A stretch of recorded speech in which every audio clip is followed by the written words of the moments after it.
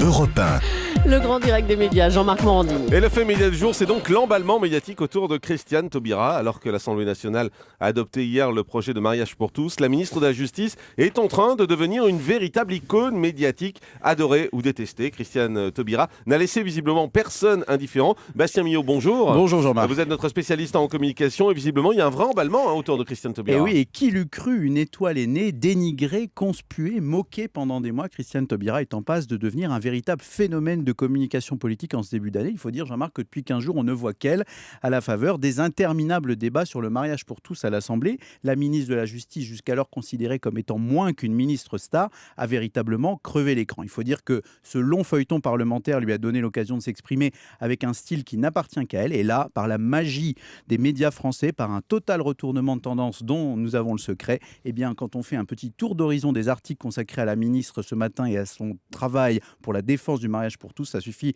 à se donner une idée de cet emballement médiatique. On parle d'elle comme une combattante, comme une femme politique lyrique, comme une infatigable débattrice. Elle est aujourd'hui passée au rang d'icône et il se passe, Jean-Marc, une vraie histoire d'amour juste avant la Saint-Valentin entre la ministre et les médias depuis 15 jours. Pourtant, il faut le dire, avant d'être sur le devant de la scène, elle revient de loin, la ministre. Et oui, c'est le moins qu'on puisse dire. Et là aussi, ça permet de méditer sur ces phénomènes d'emballement. C'était il n'y a pas si longtemps, Jean-Marc, quelques mois à peine, en mai 2012, les premiers mois de Christiane Taubira au gouvernement furent vraiment difficiles. D'abord, elle fut immédiatement imitée, Julie en sait quelque chose, notamment par l'excellent Nicolas Canteloup. Et puis, elle a fait l'objet évidemment de nombreuses attaques politiques. La droite semblait avoir immédiatement vu en elle un bouc émissaire idéal, en l'accusant pêle-mêle de laxisme. Les médias parlaient de maillon faible gouvernemental, en spéculant sur un prochain départ du gouvernement. On la voyait déjà nommée au Conseil constitutionnel comme une espèce de porte de sortie honorable. Et puis à l'époque, vous vous en souvenez Jean-Marc, les stars du gouvernement, c'était les plus médiatiques comme Valls et Montebourg. Eh bien, qu'est-ce qu'elle a fait, Christiane Taubira ? Elle a fait ce qu'on appelle en communication politique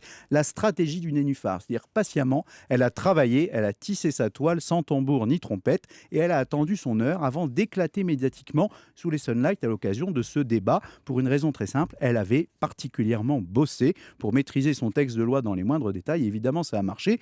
La gauche a été sous le charme de son discours général sur ce projet de loi qu'elle avait prononcé le 29 janvier. Une performance, elle avait parlé quand même 45 minutes sans note. Et la droite, qui s'oppose traditionnellement évidemment à la ministre, elle l'a fait mais visiblement avec respect, ce qui lui a permis évidemment de faire mouche. Et comme on le sait, faire mouche à l'Assemblée, avoir un certain charisme, eh ben, ça permet d'être télégénique. Et quand on est télégénique, eh bien, les médias vous encensent. Alors qu'est-ce qui fait concrètement que la ministre est désormais au premier plan médiatique ? Eh bien, 3 éléments, Jean-Marc. D'abord, son authenticité. Elle ne triche pas. Elle est elle-même et elle bosse. 110 heures de débat. L'Assemblée avait des allures de camping et son énergie a évidemment fait un effet bœuf. On y a vu des situations cocasses, comme lorsque Christiane Taubira a dû porter des gants pour lutter contre le froid une nuit à l'Assemblée où le chauffage était tombé en panne, ou alors pour tenir le coup, elle était obligée de manger des chocolats au petit matin après une nuit entière de débat. Ça a marché auprès des Français. 36%, un tiers, ont déclaré que l'image qu'ils avaient de Christiane Taubira avait changé durant le débat parlementaire, changé en bien, d'après un sondage réalisé pour iTélé le 8 février dernier.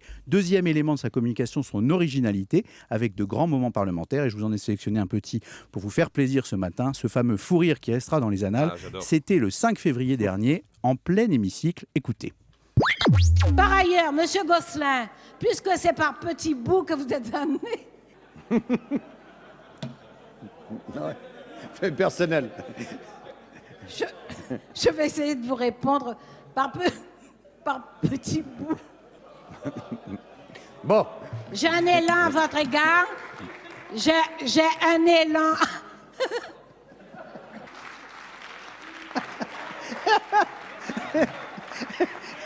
Bon, s'il vous plaît. Ah, c'est tellement rare, Oui, faux c'est rire, ça rare. fait Et du c'était bien. le président de l'Assemblée nationale, Claude Barthelone, qu'on entendait aussi rire avec cet échange entre la ministre et un de ses plus fervents opposants UMP. Et puis enfin, dernier point qui la rend évidemment assez culte en ce moment, c'est qu'elle est une femme politique cultivée, ce qui est rare par les temps qui courent. Elle s'exprime, donc je le disais, toujours sans notes. Elle glisse dans ses discours des citations de ses poètes favoris. Elle n'hésite jamais à porter le fer vis-à-vis de l'opposition. Et c'est pour ça qu'elle est respectée et que médiatiquement ça marche. Donc petite leçon pour les politiques qui nous écoutent. On peut être rescapé d'un lynchage lors de ses débuts gouvernementaux et devenir aujourd'hui la ministre la plus citée sur Twitter, gagner ses galons de ministre populaire, un défi qu'il va falloir relever pendant encore 5 ans. Merci beaucoup, Bastien Millot.